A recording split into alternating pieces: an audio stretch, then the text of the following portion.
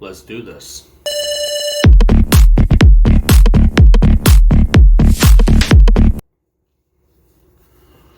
What's up, guys? My name is Otz, and welcome to the first ever episode of what I like to call Replay Shuffle. Replay Shuffle is going to be a monthly music review of the music industry, and that's what we're going to be talking about today. We're going all the way back from October and talking about events that have happened. I guess I'll start talking a little bit about myself on this real quick. So I'm a big music advocate. Music's an art. You feel emotion with particular types of songs. Upbeat songs are going to make you more happy. Depressed songs are going to keep you more depressed. Songs that really get into people's feels, you know. Have you ever had that feeling where you get goosebumps when you hear something just in complete awe on a song? That's how I was my entire life. I grew up a lot around music. My dad was a DJ, so I was always kept in the loop with music from the 60s, 70s, 80s, 90s, today. My favorite genre of all time is electronic dance music, and that's very broad. EDM has a lot of different subgenres based on whatever type of sound you're looking for. You can go for something really hard hitting like hard step or dubstep, those different things. You got your club music like house music, also regular electric music back in the 90s. That's what I love about it. I love about it is that there is no creativity limit when it comes to EDM.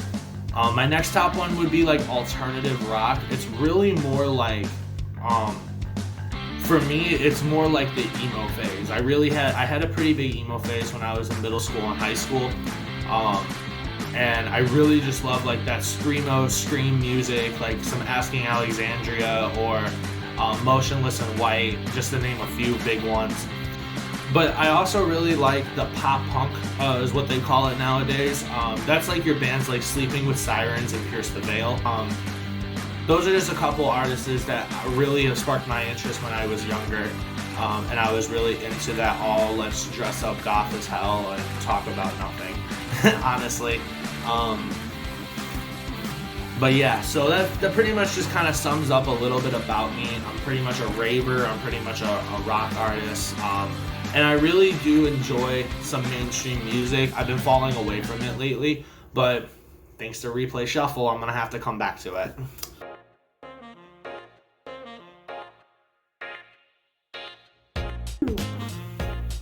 Okay guys, so let's start off this month with a little strong shit.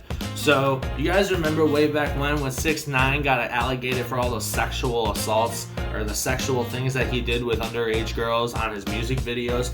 Well, one of those girls came back, and is being sued by this person. So 6ix9ine is being sued by the person in the video of a sexual assault and abuse in a music video from 5 years ago. The woman who is identified as Jane Doe is suing the rapper for alleging sexually abusing her at a party in 2015 when she was only 13 years old. The music video, that's a real thing. I'm not going to play it on here due to copyright information, as well as just it's very explicit. If you want to go see it for yourselves, I don't recommend really checking it out, honestly. But, you know, it's 6ix9ine, go with it. Tekashi took a plea deal in a criminal case in October of 2018 where he admitted to partaking in the making and assembling of a music video featuring a sexual video of a 13-year-old and was sentenced to 4 years probation. This is also on top of him back when all the memes went out when he was getting hit with a bunch of racketeering and running with other gangs and fucking those gangs over. He comes back off with all that shit. This is where you guys may remember the mainstream memes of you're serving 15 years, or Tekashi saying, well, AstrottzOfficial, go subscribe to his channel, and it still doesn't change his case. So, by the way, if you haven't already, go subscribe to my channel. Coming out for another rapper in the game, two actually, Cardi B, guys. Cardi B is just one of my favorite female rappers in the modern day era. She just has a great message, a great movement, and whatnot. I didn't like her little felony shit she did back then, but hey, people grow. As you guys may recall, the Cardi B and Offset were officially in a relationship in 2017. They also had a child together, and what ended up happening is they just decided to break it off. Or they were married at the time and they filed a divorce. So in an Instagram live video a couple weeks ago, Cardi B spoke frankly to her fans about the status of the relationship, stating, "Listen y'all, I'm just a crazy bitch. You know how I am arguing with y'all on social media. That's exactly how we are between me and my man. So when people be saying I be doing shit for attention with this and that, no, I'm just a crazy bitch. So she filed for a divorce against against Offset. If you guys don't know who Offset is, you obviously aren't listening into Cardi B news, so let me tell you a little bit about Offset. Offset is one of the Migos. So if you heard those Migos songs from way back when in 2012, he went solo. So she filed a divorce against him almost a month ago. So as of right now, it might have been about 2 months ago. And things have happened. So rumor had it that the pair has rekindled their romance first began when the rappers reunited to celebrate Cardi's birthday with a huge mask-free party. Thank you, Vanity Fair, for telling us that one. In Las Vegas over the weekend. In one Instagram story from the event, Cardi could be seen kissing Offset, which he gave her a fully customized Rolls Royce complete with a matching $8,000 monogrammed car set for their 2-year-old daughter, Culture. So basically what sounds like is Offset was trying to win his love back, just making inferences off of this, is that he was trying to get his love back, and Cardi probably accepted it. Just how the music industry is. Everything's always about drama. Maybe they'll get married again in like another year or two. So see that later on another replay shuffle.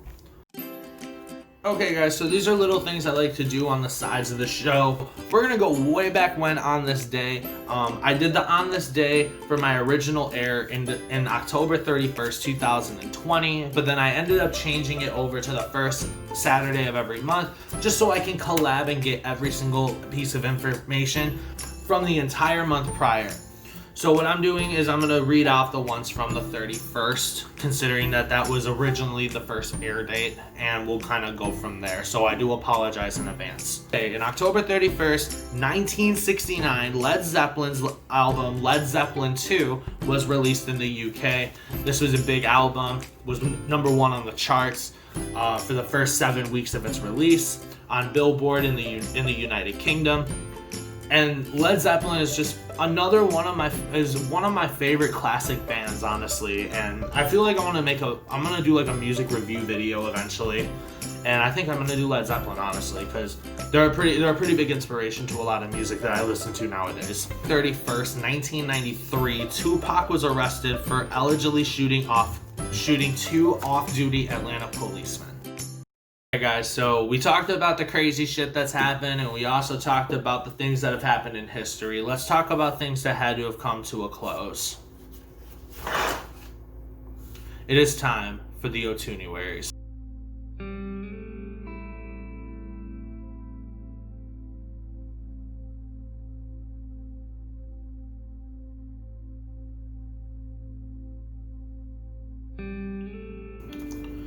So on October 6, 2020, Eddie Van Halen died of throat cancer. This was a huge, huge loss in the rock industry. A lot of different artists have found inspiration in Van Halen, which was the band that he and his brother originally created, and they're just one of the pioneers of the 70s classic rock music that you would hear nowadays. You go look at a 70s classic hits station, or you go to a 70s classic rocks playlist, you're going to see a Van Halen song on there. They're known for one of their biggest songs, Jump. And with that being said, rest in peace.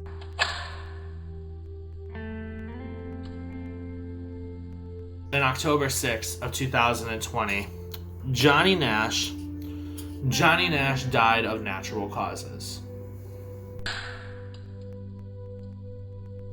On October 8th, Brian Locking, also known as Licorice, has died from a tumor in his bladder.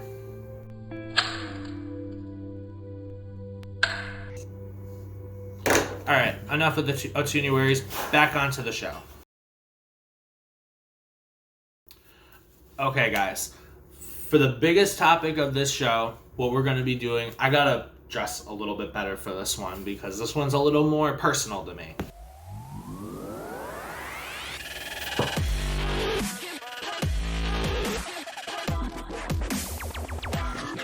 Alright guys, the break, the hour. Let's do this. So the EDM industry got blessed with a brand new label that came out from Excision, who is one of the biggest DJs in the EDM culture, called Subsidia. Subsidia is basically Excision's vision for a virtual Lost Lands, from what I get out of it. It is compiled with a lot of artists that were originally in the festival that he ran called Lost Lands, which was in Legend Valley, Ohio. If you were blessed to go see it from 2017 to 2019, it's a crazy ride. Lost Lands is probably one of my favorite culture festivals that I've seen. 2020, Excision released out that he was creating a new record label for the EDM industry called Subsidia. And with that being said, on the date of the original release, which was October 1st, 2020, he was dropping 118 new tracks. What we got out of that, first off, 118 tracks was not a typo. That was a real thing. What he did was that he created a mix, a Subsidia mix that was originally going to be played in Lost Lands 2020 that fell short because of everything else. So what did he do? He made it his pilot release of Subsidia's label, and it was phenomenal. If you are an EDM enthusiast from anywhere between the years of 2016 and up, you're gonna really get a nostalgic feel for this. This is old EDM style, in my opinion, with a lot of new upcoming artists and a lot of futuristic sounding shit that I have never heard on any mix I have ever heard in my entire life. Granted, a lot of that's IDs and unreleased tracks as of right now, but with that being said, it's still just something you just never heard before. I've heard Excision mixes, I've heard Dion Timmer mixes, I've heard Chime mixes. I think I've heard probably damn near every genre of mixes based on all the concerts I've been to and all the time I've spent on SoundCloud listening to all these mixes. This is one in a kind. This is once in a million. And it was just unbelievable the amount of different types of versatile qualities and versatile subgenres that bring up Subsidia's mix. And that was crazy. So I will link the full mix in the description below if you want to hear it. It will be a SoundCloud mix, so you will not need an account to make for it. You should just be able to send it off and go right away. That link will be in the description down below. So Excision took to social media to share the news and shed some light on the genesis of Subsidia. He said, "It's been a tough year so far with a lot of time to reflect on our goals. It gave us the unique opportunity to approach them for a different decision. I've always supported diversity and creativity in as many ways as possible, and a new label felt like the best way to do that. Not only will Subsidia aim to push the boundaries of bass music from heavy to melodic to experimental, it will also support everybody from established big names to rising young stars." So basically his vision of this was that I wanted to do something different, and I wanted to bring as many people on board as possible. This is one reason why I love Excision. Excision is one of the biggest artists in this industry, but he is so down to earth. He is so wanting to bring people with him. It's like if you ever wanted to be big in something, everybody that helped you got big, even if they never saw success. You want to shed the light on them and help them grow as well in a moralic state of view, right? Kind of you scratch my back, I scratch yours. And that's what Excision's doing here. He's keeping that totem pole going down and bringing up more big coming artists with the mindset that if you do that, continue it on. It's like just a good Samaritan cause that you're doing to help grow the community and the music industry as a whole. According to 1001 Tracks list, he played out a brand new mix that featured Tynan, Carbon, Ray Volpe, Company, Sullivan King, Chime, Yuki, Anasirium, and Nightpunk, amongst with many others. This is your 118 tracks put together into a big compilation, and it was just phenomenal. He dropped a bunch of unreleased originals on there when he collabed with Phase 1, Wooly, Dion Timmer, and Subtronic. So as of right now, and this is the time of recording is November 3rd, 2020. Subsidia Records is sitting at a whopping 18.1 thousand followers for only 1 month of being full release, which is phenomenal. and has a total of 123 tracks. You can go onto it right now, and you can see that Yuki's brand new album Fission just came out, which if you haven't heard that yet, you're slacking, because Yuki's new album is phenomenal, as well as the main volumes. This is where your 118 songs actually come into play. You actually get to see them all from start to finish. So you got Dawn Volume 1, Night Volume 1, Dusk Volume 1. And with what I'm thinking about personally is there's going to be more. Just going off of Excision and his little posse of people that he would DJ with and whatnot, how they would release their mixes, using Dion Timber for an instance, his Neon Volume mixes. He has all the way up to 4 right now. And that just shows that there's more to come. So I think this Volume 1 sounding right there is hinting that it's going to be a little bit more further to come. So expect a lot of music coming from this label. This is probably one of the most versatile labels I have ever seen in the EDM industry, and that's trumping over Deadbeats now. So let's check this out. So you got Yuki, you got BVSSIC. I want to say that's basic, but with a V. I've actually never heard of them before. A Ruby Chase, Excision obviously, Phase 1, Shoku, Decimate, Sullivan King, Stouty, Janston, which he's local from where I live, so what's good? Viper Active, Drunk Nixon, Yatep, Puta, Jool, Jool, Sam Lamar, Black Sheep, High Zombie, Ruvlo, Jekyll and Hyde, Wad, Jandy and Tronics with a 3, Dion Timmer, Wales and Heritage, Nasty and Eugene, Cultivate, Drink Your Water, Sullivan King and Benda, Company, and yeah. So just to give a few artists out, if you heard it out of there and you want to go check it out, I will post their SoundCloud link in the description below. Alright y'all, that's going to be the end of the video. If you guys enjoyed the content of the pilot episode of Replay Shuffle, please give this video a thumbs up. It lets me know how I'm doing. If you guys have any tweaks, ideas, questions, comments, concerns, worries, regrets, threats, tears or fears, anything, please let me know in the comments below, or hit me up personally on my Twitter or on my TikTok, or if you know me in real life, hit my Facebook up. And also guys, make sure you check out Subsidia's label. I will post a link to their SoundCloud in the description down below. And let me know in the comments, guys, what do you think of Subsidia?